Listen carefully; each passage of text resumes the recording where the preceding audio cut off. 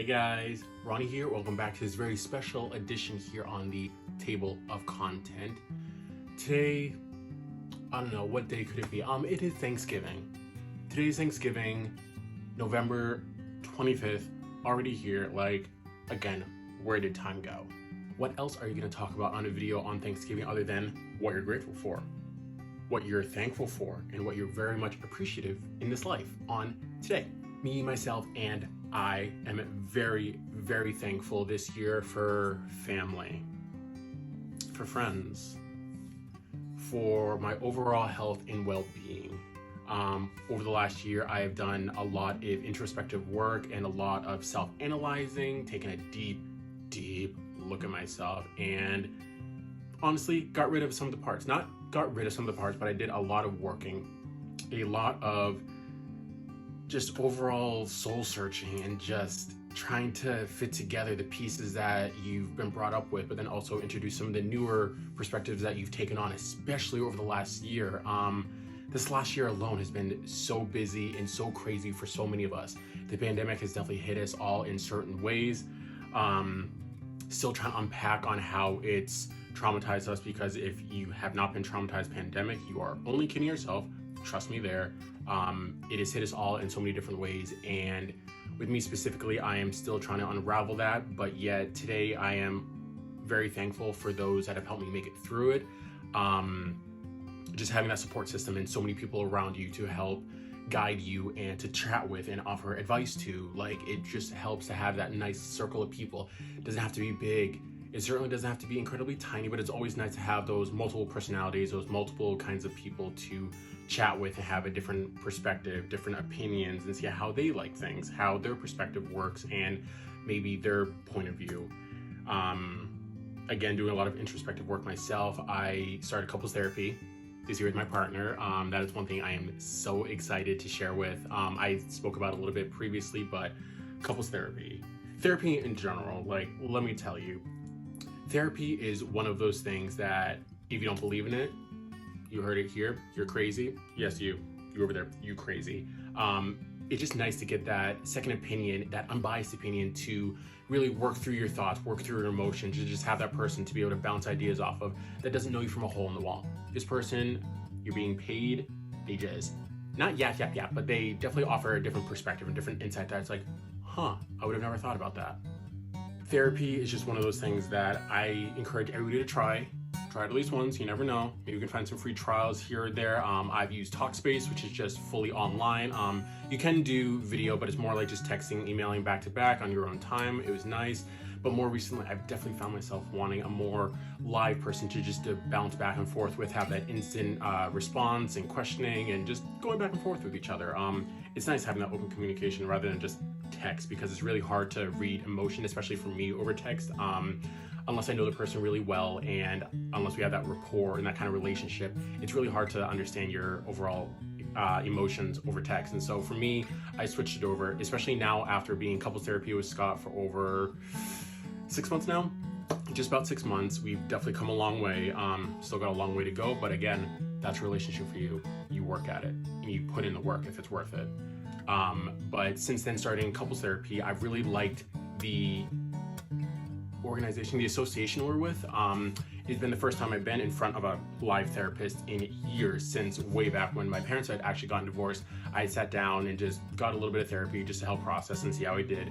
Now, being in my later 20s and going through life that I am, I definitely feel that having my own therapist would help. I actually had my first meeting with her just a few weeks ago.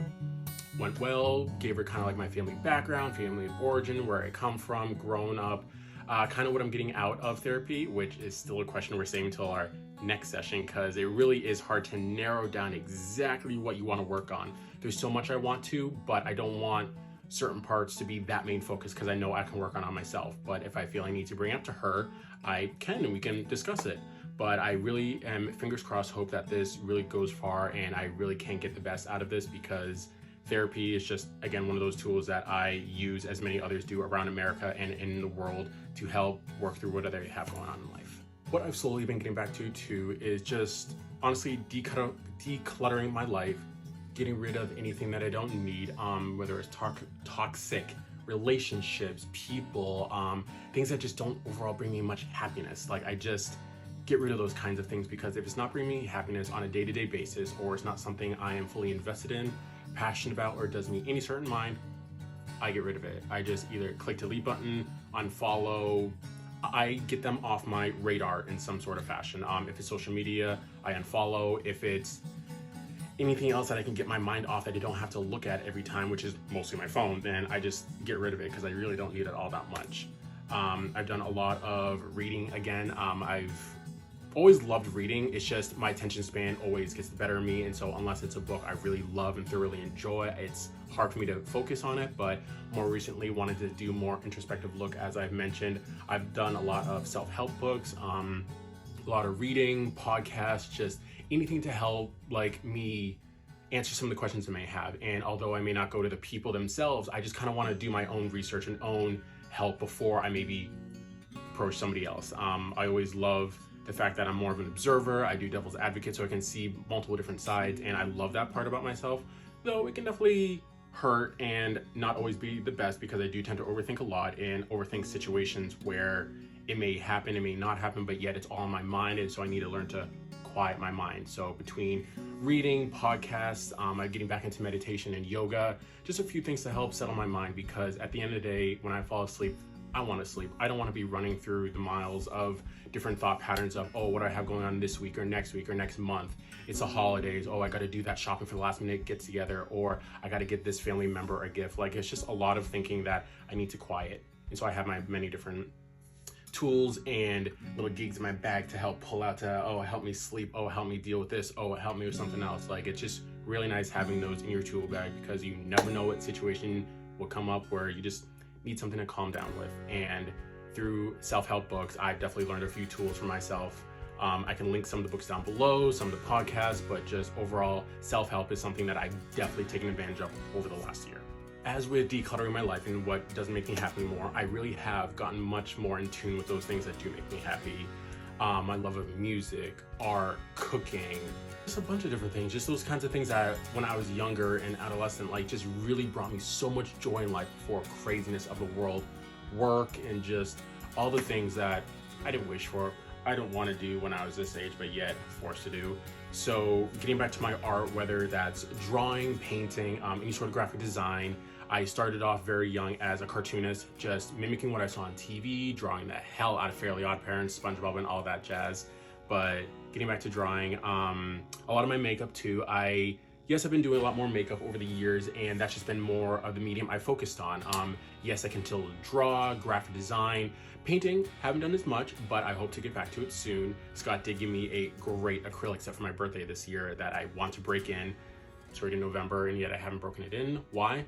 Been busy, but Christmas time, getting some ideas, so we'll see what happens. But just overall, getting back to what I love.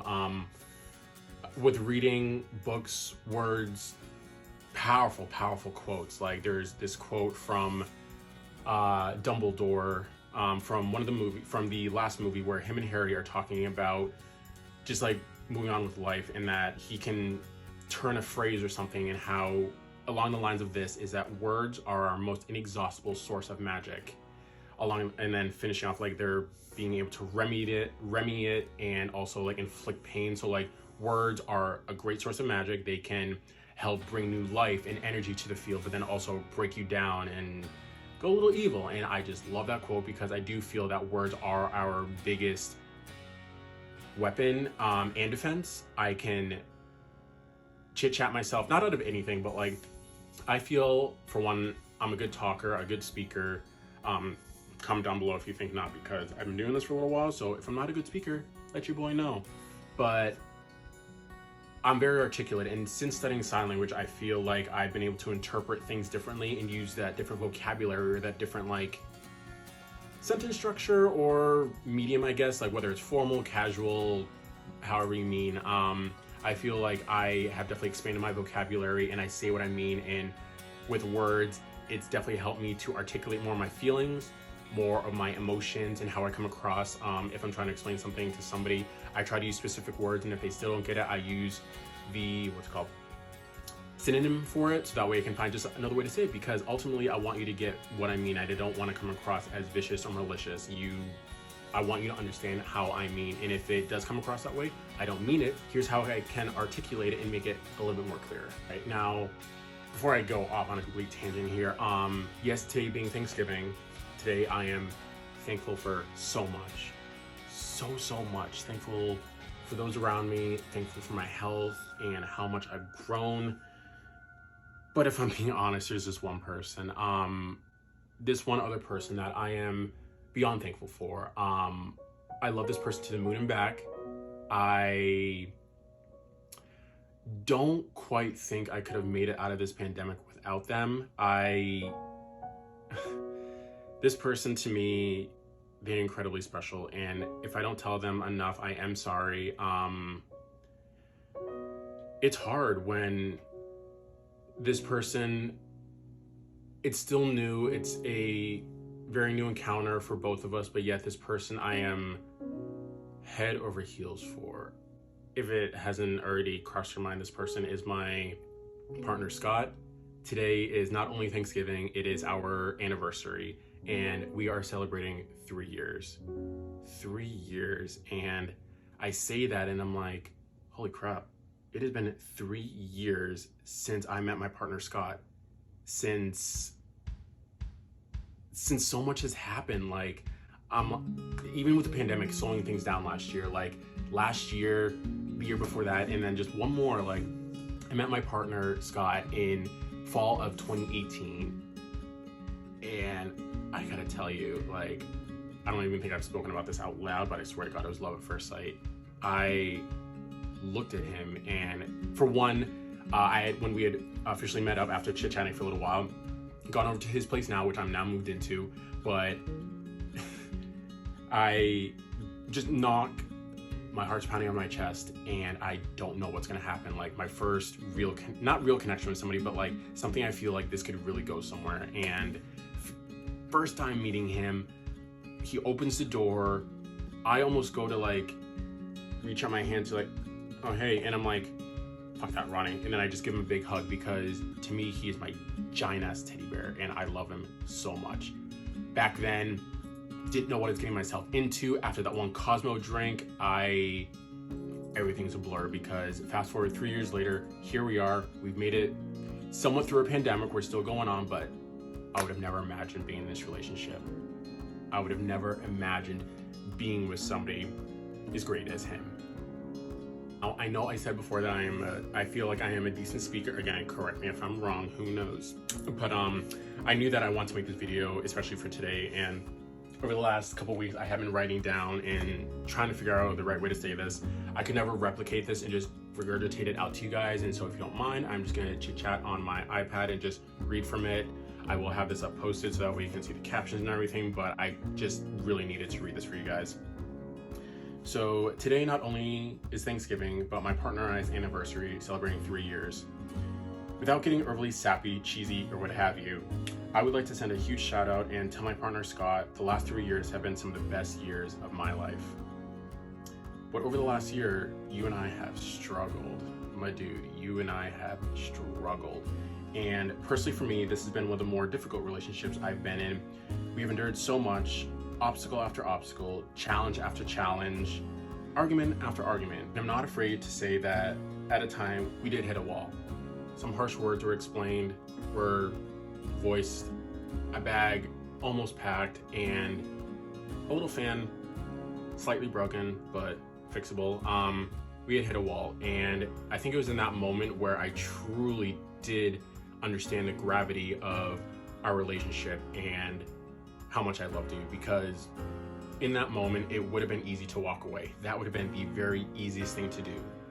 But then if I'm supposed to go through life and have my partner, a partner, to go through this crazy little thing we call life, how am I supposed to just walk away from something like that? I wanted to work at this. I knew it was gonna take work like hell. It's my first major relationship, my first majorly queer relationship. And if this was something for the long run, I was ready to put in the work. I don't know about you, but I was ready to put in the work. And not that you didn't put any less work, I'm not saying that whatsoever, but like, it challenged me. Like, I felt like it really challenged my well-being and just my overall grasp on what a relationship is. And it was work. And again, since getting couples counseling and open communication more, it really has been so much better. I gotta tell you, the biggest difference, whether it being my first queer romantic relationship, my first majorly committed relationship, the fact that time after time I make mistakes, you still put up with me. After all the miscommunications and raised voices, we still hug afterwards. Or the wanting to be better, to better our relationship as partners in life, or enter into couples therapy. Because of that, I feel we've grown so much more. Or perhaps it's just because I love you, because that's what love entails, right? Going through hardships, making mistakes, having fights, and yet learning and striving to do better. Never in my life did I think I'd find someone to love me as much as this man has.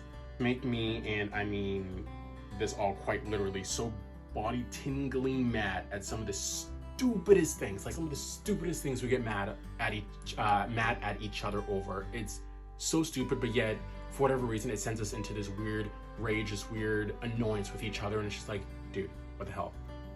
We get into a disagreement or fight, and yet the next moment I smirk. It's because I think to myself, God, do I love this man? Like, I reminisce about a fun time and knowing this too shall pass. This fight isn't gonna be forever. We're gonna work through it, and yet look back on it and just smile because we knew that we made it through. It was something stupid, and look at us now.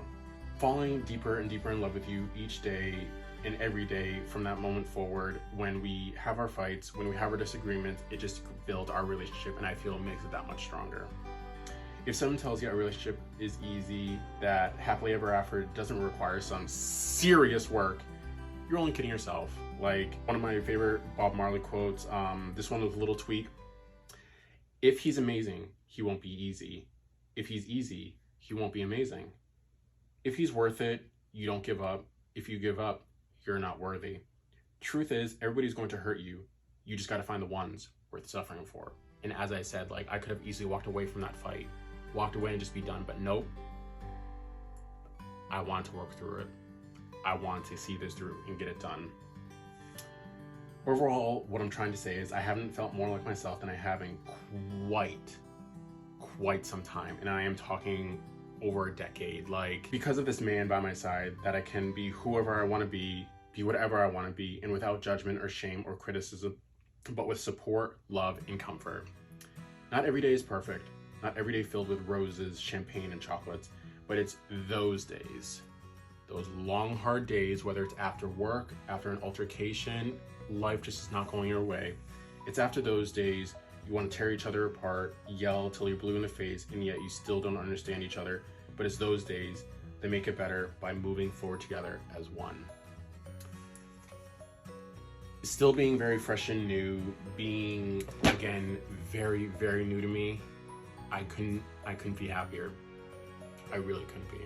So now in closing, I really do hope that everybody has a wonderful, wonderful Thanksgiving.